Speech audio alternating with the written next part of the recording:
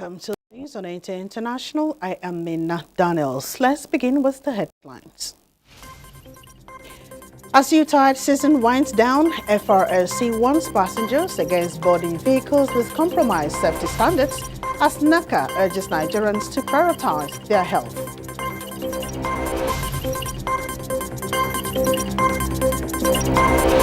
Nigeria inches closer to achieving 15% health budget benchmark set by Abuja Declaration in 2001. United Nations Security Council approves new African Union force in Somalia as Mexico develops app to help migrants facing detention.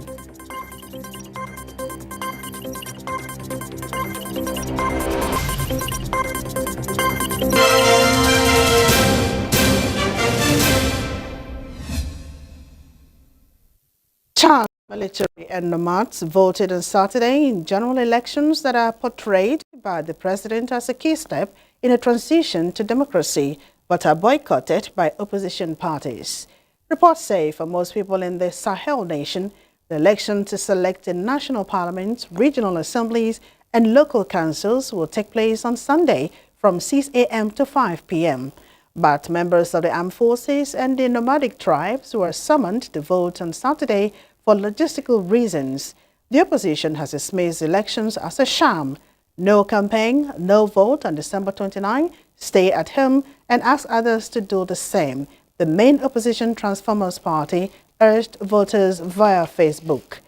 Nevertheless, around 45% of the country's 200,000 nomads and 45,000 soldiers had cast their ballots by midday, according to initial estimates. Voting is taking place against the backdrop of carrying attacks by jihadist group Boko Haram in the Lake Chad region, the ending of a military accord with former colonial master France, and accusations that Chad is interfering in the conflicts ravaging neighboring Sudan. The government of President Mahamat Idris Deby Itno has presented the weekend elections as a key stage in the transition to democratic rule. The 40-year-old Mahamat Deby took power in 2021 after the death of his father, Idris Deby Itno, who had ruled the Sahel country for 3 decades. Deby Jr. won a 5-year presidential mandate last May in a vote the opposition denounced as fraudulent. The last legislative elections date back to 2011. Several subsequent votes were postponed due to jihadist threats, financial difficulties, and the coronavirus epidemic. And Senegalese Prime Minister Ousmane Sonko has addressed Parliament as he laid out his plan for the next 5 years of government to pull the country out of 3 years of economic and political turmoil. Prime Minister Sonko said the Senegalese people voted clearly and overwhelmingly for the project of a sovereign, noting that it is essential to make change of a depth and scope like has never been seen in the country. Ousmane Sonko also says that his government would submit legislation to repeal a law by former President Macky Sall granting amnesty for deadly political violence.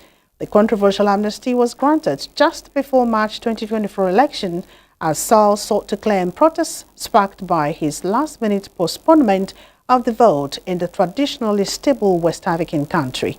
Critics say the move was to shield perpetrators of serious crimes, including homicides committed during 3 years of political tension between February 2021 and February 2024. The United Nations Security Council has approved new African Union force in Somalia, making a further step in transitioning national security responsibilities to Somalia-owned forces. Let's join Kolo Mohammed for more. Adopting Resolution 2767-2024 by a vote of 14 in favor and none against, with 1 abstention, United States. Will those in favor of the draft resolution contained in document S/2024/961 please raise their hand? Those against? Abstentions? The Council authorized African Union members to take all necessary measures for 12 months starting 1st January 2025, in supporting the federal government of Somalia in degrading Al-Shabaab and affiliates linked to Islamic State in Iraq and the ISIL. The Council also welcomed the progress made so far by Somalia in assuming progressively greater responsibility for its national security, including the Somali Security Forces taking over responsibilities from 7,000 drawn-down ATMIS forces since 2022. African Union member states were authorized to continue to deploy up to 12,626 uniformed personnel, including 1,040 policemen, to ASUM until 30th June 2025 and to complete by the date of the realignment of all African Union troops. The text contains a section dedicated to financing African Union peace support operations through UN-assessed contributions. Kolom Muhammad, NTA News. And Mexico is developing an application that will allow migrants warn relatives and local consulates if they think they are about to be detained by the U.S. Immigration Department, as those displaced in South Sudan return after fleeing violence. Again, Kolom Mohammed tells us more. The move in Mexico is in response to President-elect Donald Trump's threat to carry out mass deportation after he takes office on January 20th, 2025. The app has been rolled out for small-scale testing and appears to be working very well. Mexico's Foreign Affairs say the app will allow users press a tab that will send an alert notification to previously chosen relatives and the nearest Mexican consulate. United States authorities are obliged to give notice to home country consulates when a foreign citizen is detained. In other news, thousands of people have been forced to flee their homes in South Sudan's western equatorial state following weeks of violence in the town of Tambura and the surrounding areas. The United Nations had to step in. We are trying our best from the army side to monitor the situation, to carry out patrolling in the area, and we are trying to take the situation under control. Residents say they have been in the bush for close to 2 weeks. Now they have run out of supplies, including food and water, and must return home if they need to stay alive. Kolom Muhammad, NTA News. And hundreds of people gathered in Seoul to protest against South Korea's suspended President Yoon Suk-yeol 2 weeks after his impeachment. Rival protests were planned around the country Saturday by both supporters and critics of Yoon, whose attempt to impose martial law in early December has plunged South Korea into its worst political crisis in decades. South Korea's suspended President Yoon Suk-yeol authorized the military to fire their weapons if needed to enter parliament during his failed bid to impose martial law, according to prosecutors' report.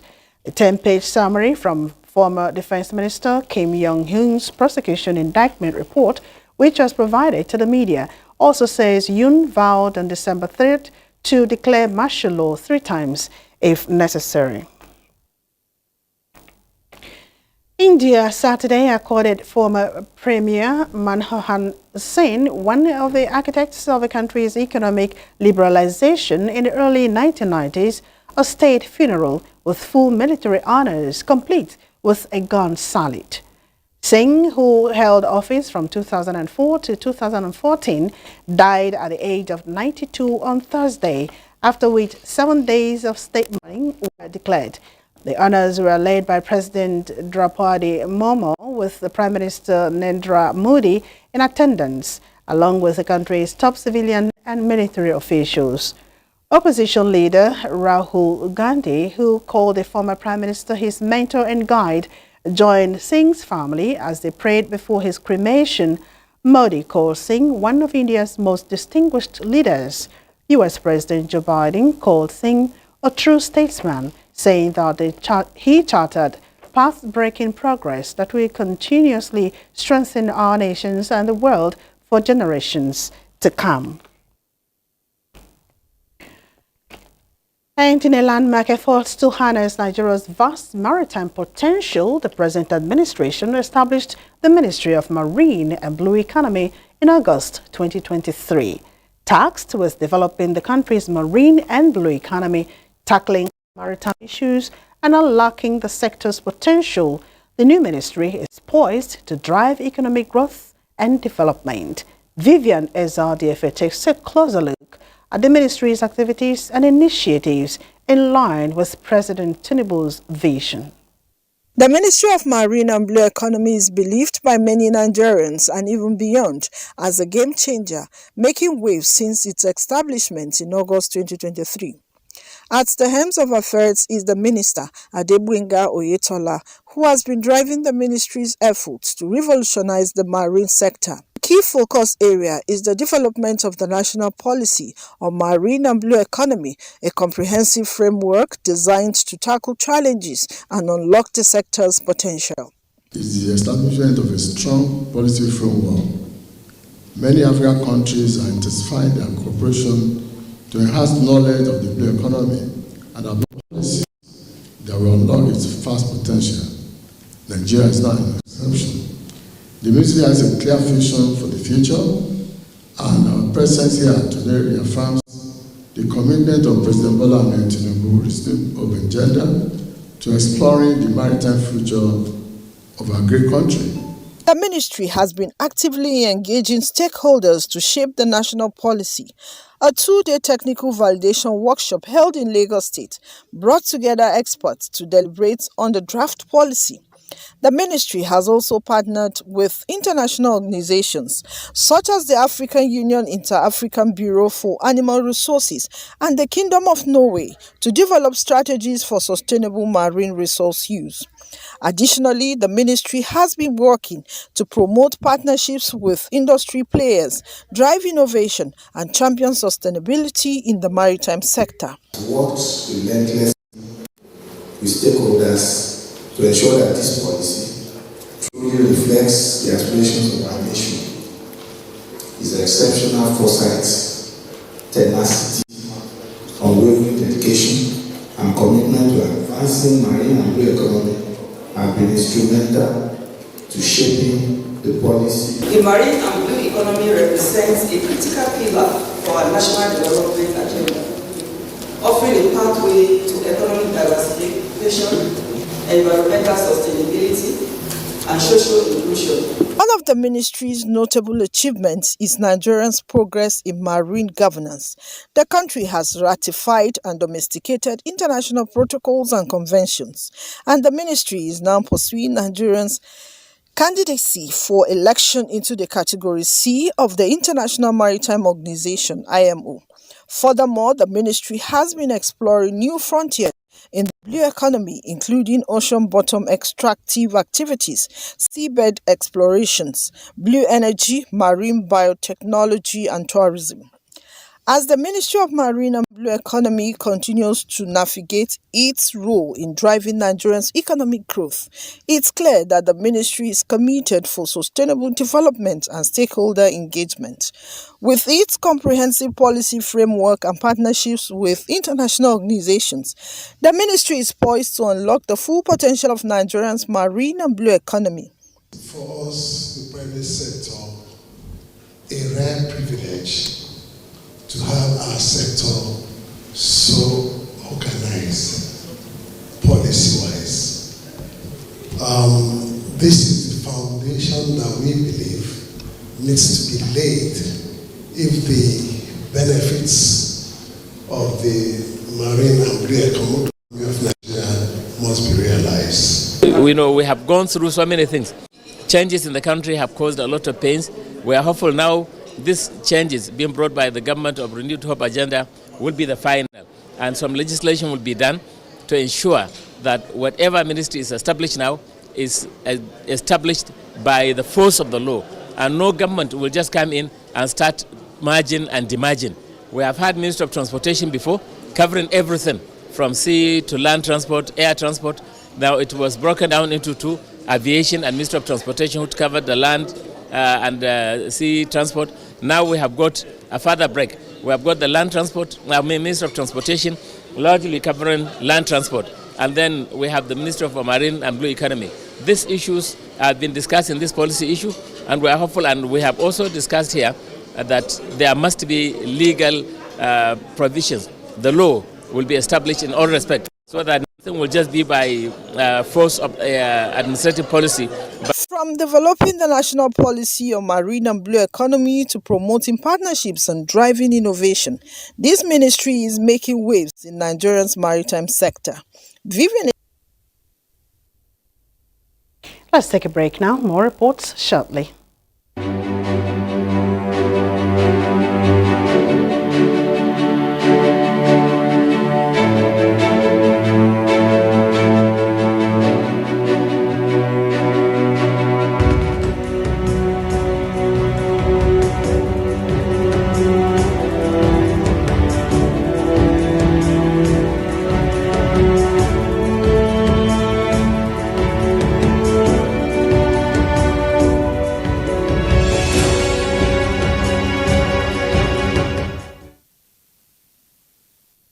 Welcome back. The Nigerian Police Force has issued warning against the continued misuse of the name and office of Inspector General of Police by fraudulent individuals and officers. In a statement, the force expressed concern over the persistent misconduct of a few officers whose actions tarnished the image of the institution and erode public trust. Despite previous warnings and disciplinary action, some officers have resorted to fraudulent practices, including falsely invoking the name and office of the IGP to intimidate or exploit unsuspecting individuals. The police force emphasized that such acts are not authorized by the IGP and urged public members to report any misconduct or suspicious behavior. Citizens are advised to be cautious of individuals claiming connections with the IGP or other senior officers for favors or influence. The Nigerian Police Force reaffirmed its commitment to professionalism and integrity, urging the public to collaborate in exposing misconduct to ensure justice and fairness. And Commercial Federal Safety Corps Shehu Mohammed has urged commuters to be at alert and mindful of drivers who show signs of recklessness and drunkenness before embarking or during their journeys. The Commercial said this as FRSC steps up its advocacy and sensitization campaigns and in view of the recent crashes that occurred in Jeba, Kwara State on Thursday 26th and December 2024 and the other that happened on Owo-Ikare route before Ose Bridge on 28th of December 2024. He said the recorded road crashes occurred due to the negligence or recklessness of drivers and the inability of passengers to checkmate them, call them to order, or even report them to FRSC or other security agencies along their routes. The Corps Marshal believes that by taking these simple precautions, commuters can significantly reduce their risk of being involved in road crashes. The Nigerian military has clarified happenings surrounding the alleged misfire of two communities in Sokoto State, where an estimated 10 persons lost their lives. Defense correspondent Aijatu Tijani reports. Director Defense Media Operations Major General Edward Buba said most of the casualties came as a result of secondary fire. In Gidan Bisa and Gidan Rutua, in which we conducted airstrikes on the 25th of December. The operation, which should have taken place on an earlier date, had been rescheduled to the 25th. It started with pre-operational intelligence, surveillance and recognition missions to confirm the terrorist activities within the general area. Having confirmed, aircrafts were dispatched to conduct precision airstrikes on the identified hideouts at about 0600 hours on that day. The strike was executed with precision-guided munitions to minimize collateral damage. They had minor impact on the surrounding villages. The airstrike indeed hit logistic base of the terrorists which led to secondary explosions. And it was these secondary explosions that led to some casualties that was earlier reported.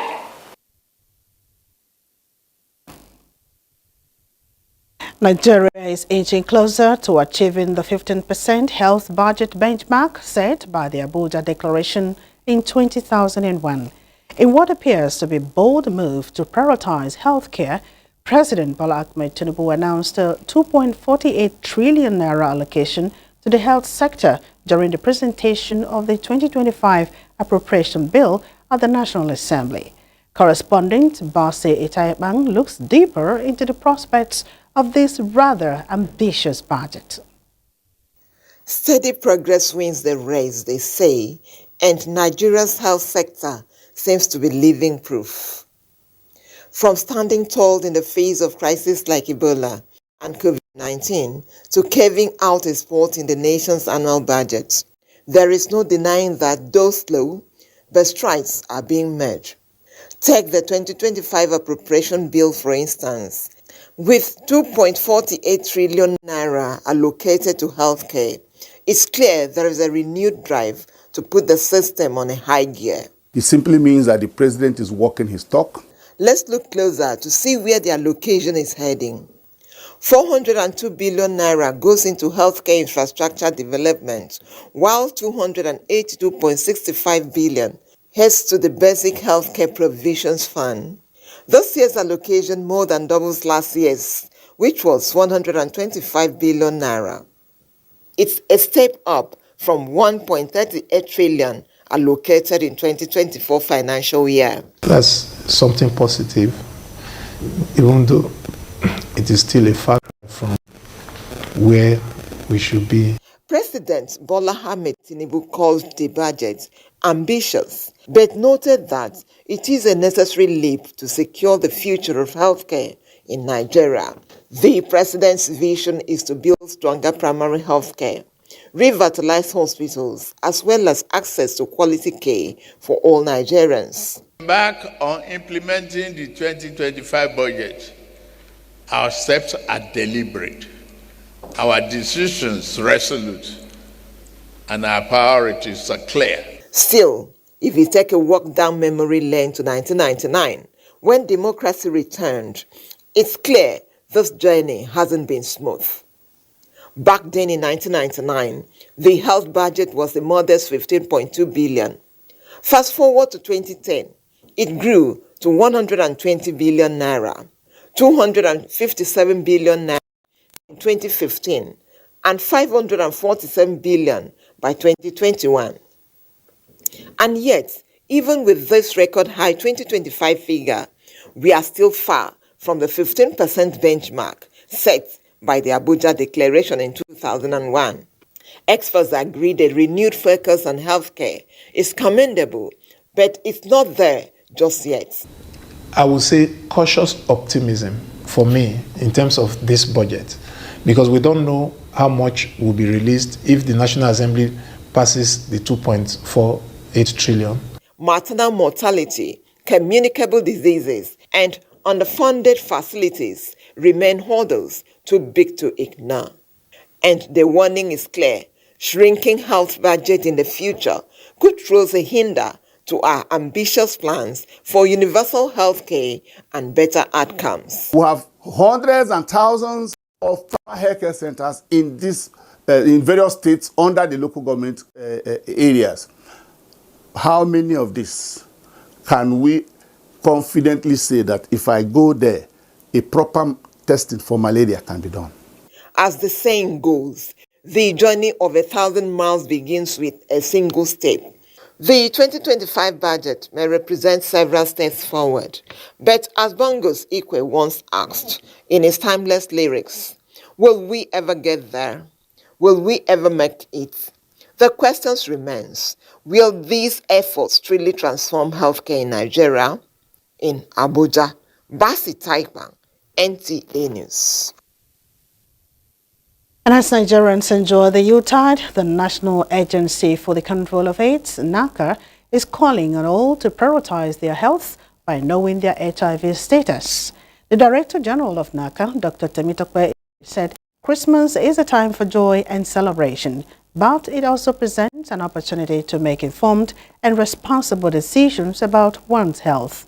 Dr. Lori said knowing one's status is a step towards securing one's health and protecting others.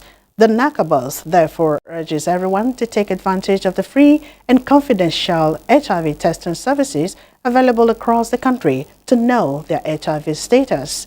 While noting that HIV remains a significant public health concern, she said with advancements in the testing and treatment, it is no longer a death sentence. Dr. Lori said early diagnosis can ensure access to life-saving medication and a healthier, longer life. A statement signed by the head Public Relations and Protocols, Toyin Aderibibe, says the DG understands that the festive season comes with increased social activities, but advised that while celebrating, the people should remember the importance of safe practices. NACA, the DG noted, remains steadfast in its commitment to reducing the spread of HIV and achieving an AIDS-free Nigeria. And next is a check on Sunday's weather prospect for Nigeria and other cities of the world.